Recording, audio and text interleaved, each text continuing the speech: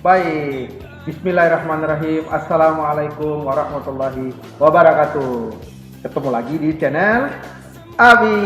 Alhamdulillah kita sudah sampai di pertemuan kelima. Wow, tidak dirasa kita sudah sampai pertemuan kelima hari ini dari perjalanan perkuliahan kita.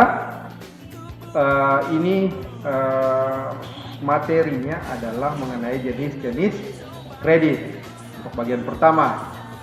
Oke, sebelum kita lanjut, seperti biasa, jangan lupa untuk klik like dan subscribe channel ini. Oke. Nah,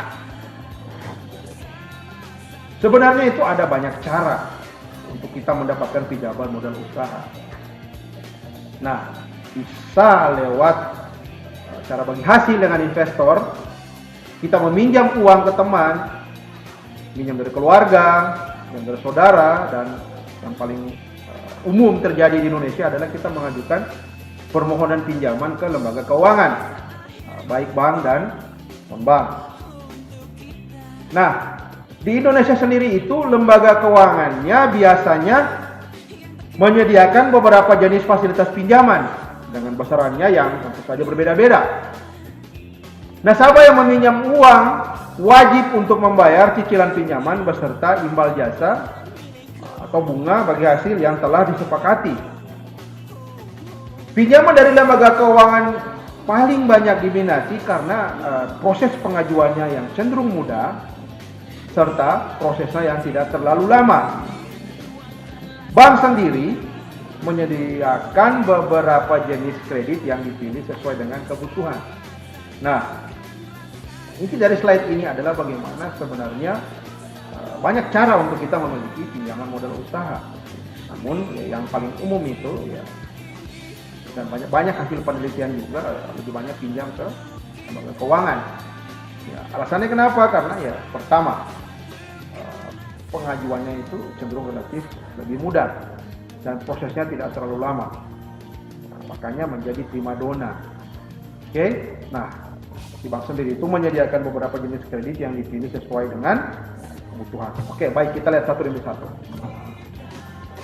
Yang pertama adalah kredit berdasarkan jangka waktunya. Short term credit atau jangka pendek. Kredit yang berjangka waktu maksimum 1 tahun. Nah, ini biasanya untuk kredit-kredit yang sesuai musiman.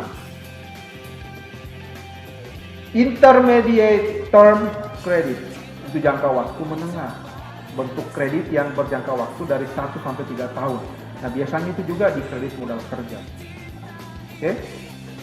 Long term, nah biasanya jangka panjang, nah, lebih dari 3 tahun. Biasanya itu kredit kepemilikan rumah. Bisa juga kredit kepemilikan kendaraan. Nah, intinya itu karena biasanya ini untuk investasi. Investasi itu kan jangka waktunya panjang. Makanya untuk mengakalinya itu biasanya kita memanjangkan waktunya itu sesuai dengan ketentuan yang berlaku di kantor kita. Oke, ini berdasarkan jangka waktu. Oke.